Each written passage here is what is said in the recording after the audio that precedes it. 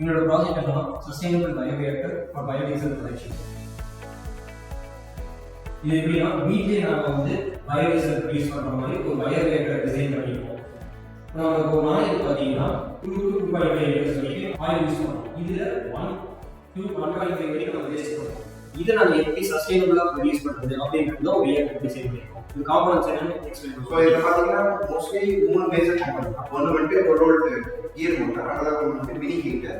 அந்த மினி ஹீட்டரை கண்ட்ரோல் பண்ணுறதுக்கு நமக்கு இருக்கிறது வந்துட்டு டெம்பரேச்சர் கண்ட்ரோல் சென்சார். ஸோ இந்த டெம்பரேச்சர் கண்ட்ரோல் சென்சார் எதுக்கு யூஸ் பண்ணால் நமக்கு தேவை, நமக்கு இருக்கிற டிசைன் டெம்பரேச்சர் பார்த்தீங்கன்னா 60 டிகிரி தேவை. ஸோ அந்த 60 டிகிரிக்கு அதிகமாகவும் போகக்கூடாது, 60 டிகிரி கம்மியாக கூடாது. ஸோ கட் ஆஃப் பண்ணுறது தான் நம்ம வந்து டெம்பரேச்சர் கண்ட்ரோல் சென்சார் யூஸ் பண்ணுறோம்.